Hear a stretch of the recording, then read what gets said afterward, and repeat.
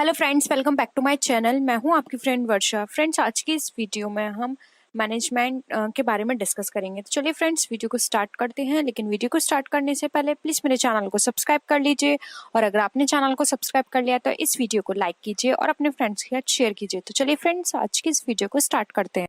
First हम बात करते हैं मैनेजमेंट के मीनिंग की। तो यहाँ पे हमने कुछ डेफिनेशंस लिए हैं।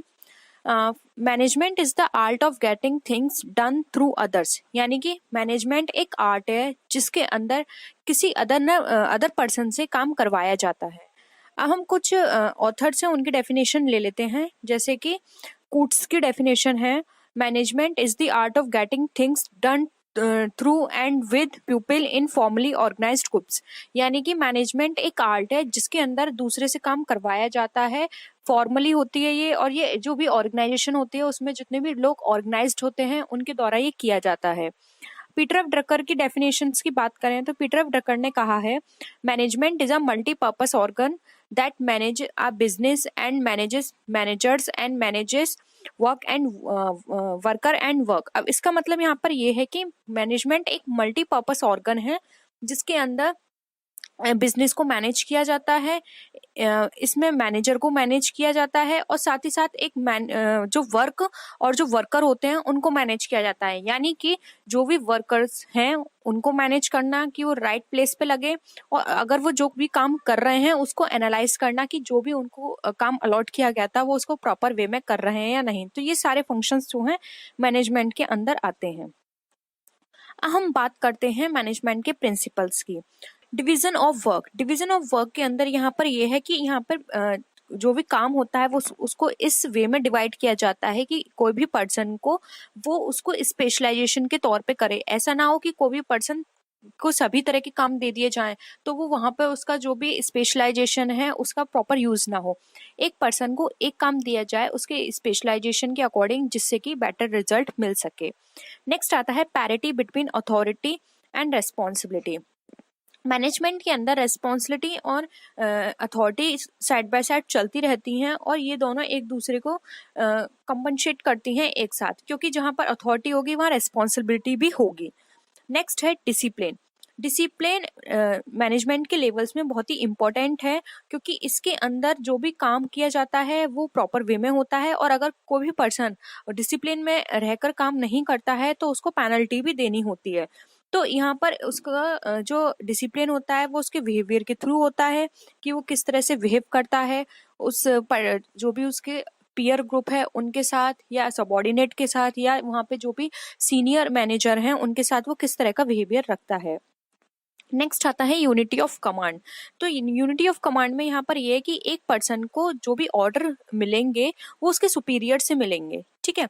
नेक्स्ट है unity of direction. Unity of direction में ये है कि यहाँ पर एक हेड होगा, एक प्लान होगा, और उसके जितने भी प्लान होंगे वो सारे ऑब्जेक्टिव्स के थ्रू ही प्रिपेयर किए जाएंगे।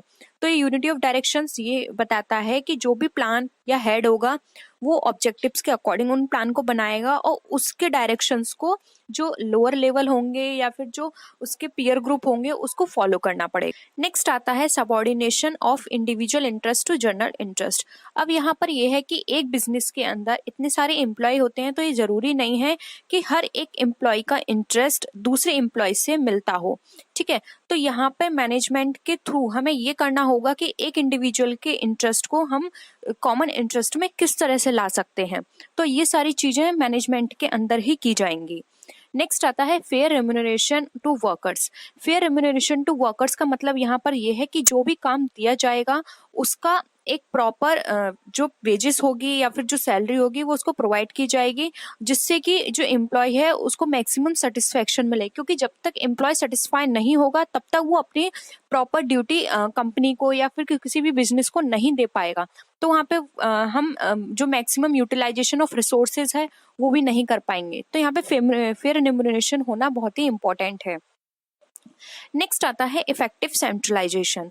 फ्योल इस बात को फेवर करते हैं टॉप मैनेजमेंट में कि सेंट्रलाइजेशन जरूर होना चाहिए, क्योंकि सेंट्रलाइजेशन में क्या है कि हर चीज पता रहती है कि कौन सा पर्सन किस तरह के काम कर रहा है, बिजनेस में क्या हो रहा है। अगर डिसेंट्रलाइज कर देंगे तो बहुत सारी चीजें ऐसी हैं जो आउट ऑफ वे चली जाएंगी। तो यहाँ पर यह कि सेंट्रलाइजेशन होना चाहिए, और अगर कोशिश हो तो डे टू डे बेसिस पर सेंट्रलाइजेशन हो तो बेटर है, क्योंकि उससे प्रॉपर रिपोर्ट मिल जाती है और इजीली टाइमली हम उस पर कोई भी एक्शन ले सकते हैं। नेक्स्ट आता है स्केलर चेन। स्केलर चेन का मतलब यहाँ पर ये है कि एक हायरार्किकल चैनल होता है जिसको हम स्केलर चेन भी बोलते हैं। ये एश्योर करता है कि जो भी यूनिटी ऑफ कमांड जो होगी वो और इफेक्टिव कम्युनिकेशन जो होगा वो बहुत ही इंपॉर्टेंट है। तो अगर स्केलर चेन प्रॉपर वे में होगी तो यूनिटी ऑफ कमांड भी प्रॉपर वे में चलेंगे, कम्युनिकेशन प्रॉपर होगा। क्योंकि यहाँ पर क्या है, जब तक टॉप से मिडिल का और मिडिल का लोअर से प्रॉपर कम्युनिकेशन नहीं होगा तब तक कोई भी फंक्शन, कोई भी प्लान प्रॉपर वर्क नहीं करेगा। इसलिए प्रॉपर चेन होनी चाहिए और उनके बीच में आपस में यूनिटी ऑफ कमांड और कम्युनिकेशन भी होना चाहिए। नेक्स्ट आता है order. It means right person को राइट जॉब मिले और उसके साथ ही उसको राइट प्लेस भी मिले। ऐसा ना हो कि कोई भी पर्सन है उसके अंदर स्पेशलाइजेशन कुछ और है जबकि उसको अपॉइंटमेंट किसी और जॉब पे मिल गया। तो इस तरह का नहीं होना चाहिए। एक पर्सन को वही जॉब मिलनी चाहिए जिसकी उसके अंदर कैपेबिलिटी है, जितना उसके अंदर पोटेंशियल है। ठीक है। नेक्स्ट आता है इक्विटी। इक्विटी का मतलब यहाँ पे जस्टिस और काइंडनेस से है। फ्योल बताते हैं कि एक वर्कर को इनकरेज करने के लिए कि वो अपना ड्यूटी को डिवोशन के साथ, लॉयल्टी के साथ करे, तो सबसे पहले उसके साथ जस्टिस करना होगा, उसके अंदर उसके साथ काइंडनेस की तरह बिहेवियर करना पड़ेगा। अगर आप किसी भी पर्सन को एज अ इक्विटी या फिर वो सारे राइट्स नहीं देते हैं तो उसके अंदर क्या होगा, जॉब के लिए कोई लॉयल्टी नहीं होगी, किसी भी तरह का कोई डिवोशन नहीं होगा। अगर आप एम्प्लॉय को एम्प्लॉय ना मान के as a family member treat करेंगे तो वो भी अपनी ड्यूटी को बहुत अच्छे से परफॉर्म करेगा। नेक्स्ट आता है stability in tenure. Stability in tenure का मतलब ये है कि अगर टेन्योर में स्टेबिलिटी होगी तो जो पर्सोनेल होगा वो प्रॉपर तरीके से काम करेगा और उसके अंदर एक मैनेजमेंट को लेके कोई बैड एक्सपीरियंस या फिर कोई बैड ओपिनियन नहीं होगा। उसके माइंड में यही होगा कि मुझे तो बस सिर्फ अपना काम करना है। वो अपने कंपनी को या फिर अपने बिजनेस को अपना नहीं मानेगा, वो सिर्फ एज अ उसको वर्क मानेगा। वो सोचेगा कि यहाँ पे जितना भी लॉस हो रहा है मुझे उससे कोई मतलब नहीं है, मुझे बस अपना 9 से 5 यहाँ पे टाइम देना है, काम करना है और सैलरी लेनी है। तो ठीक है। लेकिन अगर स्टेबिलिटी होगी, उसकी कुछ जॉब सिक्योरिटीज प्रोवाइड की जाएंगी कंपनी की तरफ से, तो वहां पर वो भी और अच्छा परफॉर्म करने का सोचेगा। ठीक है। नेक्स्ट आता है इनिशिएटिव। इनिशिएटिव का मतलब यहाँ पर ये है कि यहाँ पर एम्प्लॉयज को कुछ ऐसे राइट्स भी देने चाहिए जिससे कि वो टाइम आने पर अपनी कोई भी अपॉर्चुनिटी उन्हें मिलने पर वो कुछ इनिशिएट ले पाए। क्योंकि बहुत सारे एम्प्लॉयज ऐसे होते हैं कि उनके अंदर वो पोटेंशियल होता है लेकिन उनको इस तरह के इनिशिएट करने के लिए नहीं कहा जाता, उनको वो राइट नहीं होते, तो उनके पास इतना अच्छा एक्सपीरियंस और स्किल होने के बावजूद भी वो उसको नहीं परफॉर्म कर पाते। तो थोड़े इनिशिएटिव एम्प्लॉयज को भी देने होंगे कंपनी की तरफ से।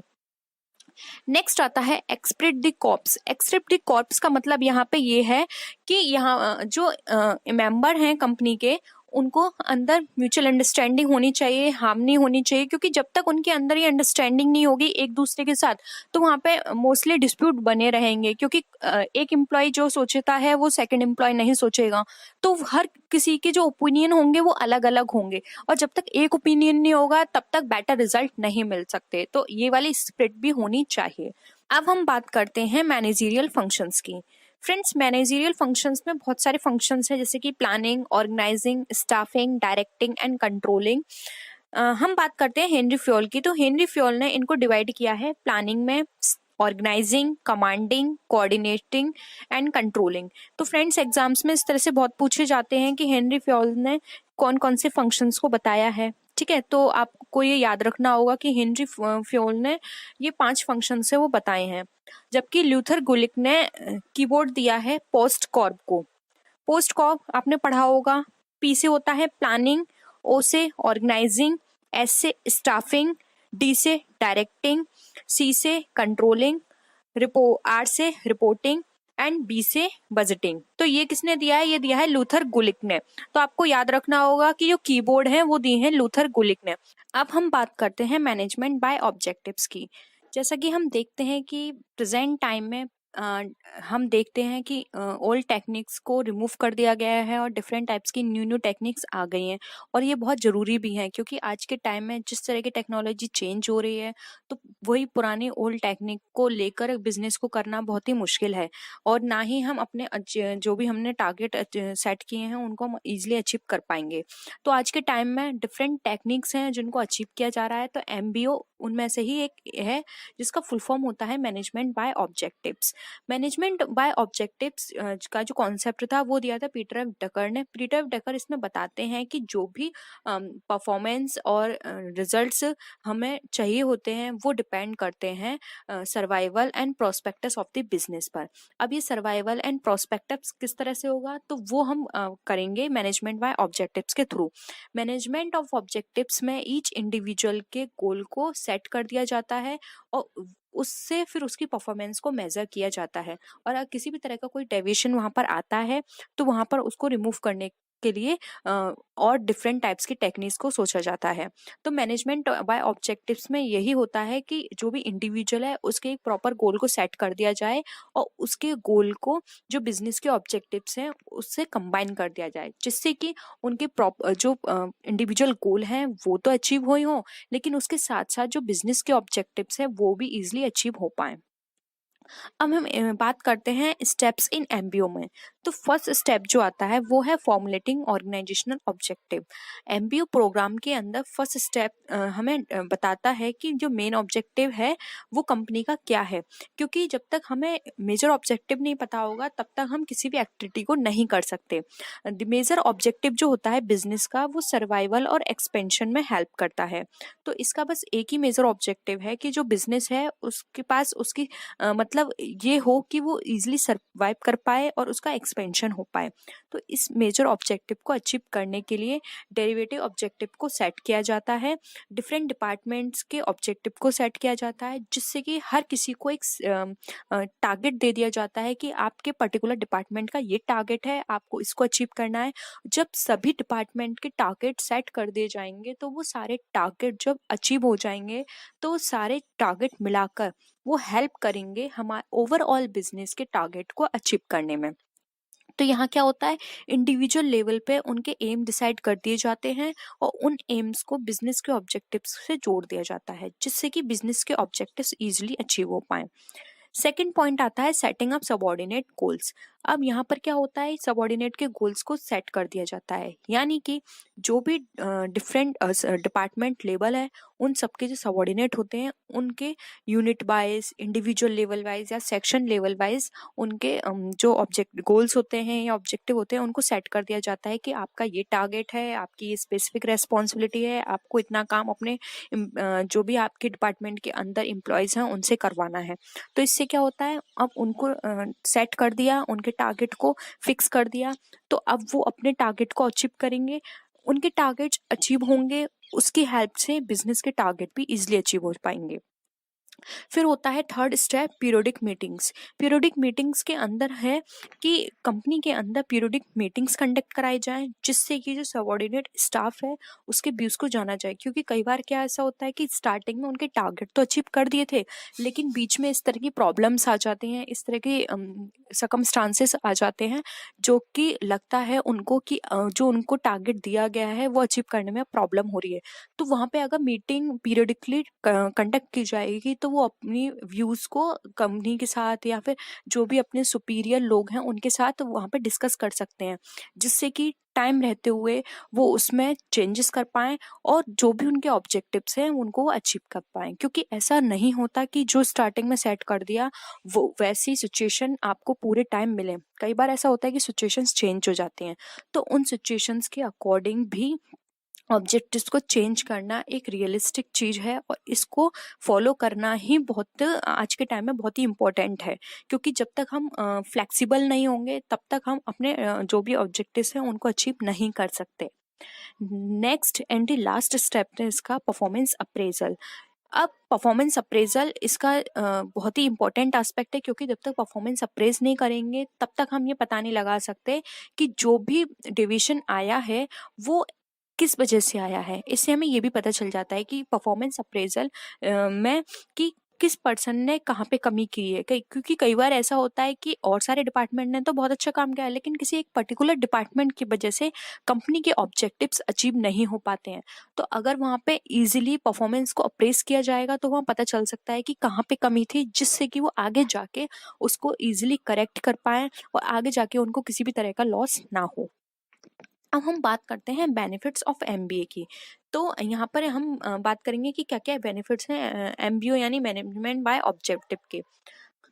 फर्स्ट है कि यहाँ पर ऑब्जेक्टिव सबको पहले से ही क्लियर होते हैं, तो यहाँ पर एवरी पर्सन जानता है कि उसकी ड्यूटीज एंड एक्सपेक्टेशंस क्या हैं, कंपनी उससे क्या एक्सपेक्ट करती है, तो उसी के हिसाब से वो काम करेगा, तो पूरा मैनेजमेंट बेटर तरीके से अपनी ड्यूटीज को परफॉर्म कर पाएगा।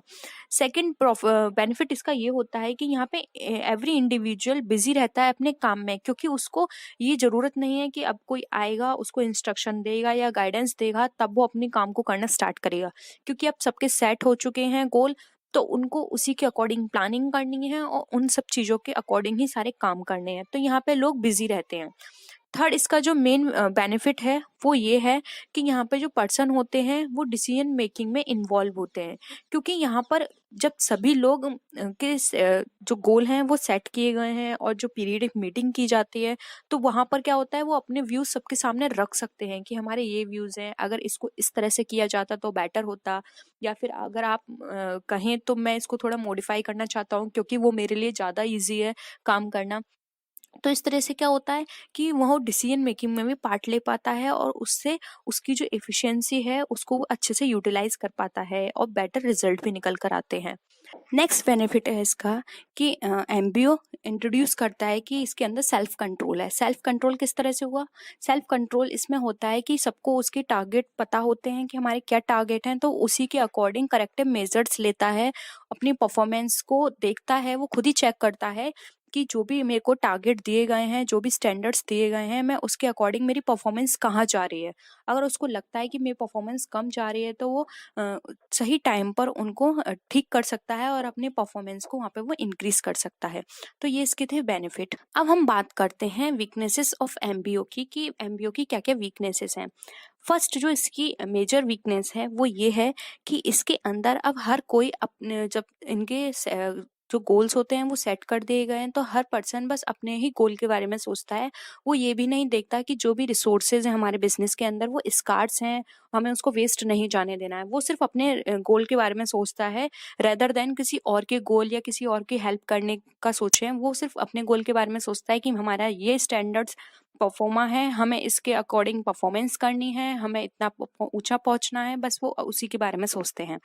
सेकंड है कि ये शॉर्ट टर्म गोल को हम बोलेंगे कि शॉर्ट टर्म गोल के लिए ज़्यादा बेनिफिटेड रहता है, ये लॉन्ग टर्म गोल या लॉन्ग टर्म ऑब्जेक्टिव की बात नहीं करता है, तो इससे ये भी इसका एक मेजर ड्रॉबैक है। नेक्स्ट है कि ये सिर्फ सेटिंग ऑब्जेक्टिव के बारे में सोचता है कि हमें ऑब्जेक्टिव सेट करने चाहिए हर डिपार्टमेंट के, हर इंडिविजुअल के या फिर हर यूनिट के, लेकिन किसी भी ऑब्जेक्टिव को सेट करना एक कोई छोटा टास्क नहीं है।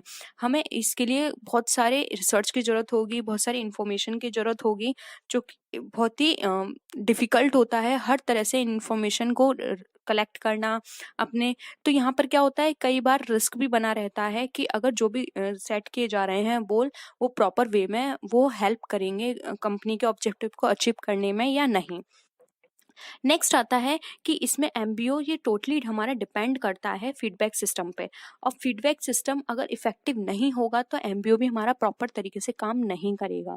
और ना ही यहाँ पे अगर आपने जो इन्फॉर्मेशन कलेक्ट की है अगर वो भी प्रॉपर वे में आपने सही इन्फॉर्मेशन कलेक्ट नहीं की है, तो यहाँ पे जो हमारे जो भी टारगेट हमने अचीव किए हैं उसको अचीव सेट करना या टारगेट जो हमने अचीव किए हैं उनको अचीव करने से भी हमें कोई फ़ायदा नहीं होगा, क्योंकि वो हमारे को हेल्प नहीं करेंगे हमारे जो बिजनेस के ऑब्जेक्टिव्स हैं उसको अचीव करने में। फ्रेंड्स आज के लिए सिर्फ इतना ही। आई होप आपको वीडियो पसंद आया होगा। अगर वीडियो में किसी भी तरह की कोई भी क्वेरी हो या फिर कोई सजेशन देना चाहते हो तो आप नीचे कमेंट सेक्शन में लिख सकते हैं। हम कोशिश करेंगे जल्द से जल्द उसको पूरा करने की। तो फ्रेंड्स नेक्स्ट वीडियो में हम फिर मिलेंगे और भी अच्छी वीडियोज़ के साथ। तब तक के लिए बाय बाय।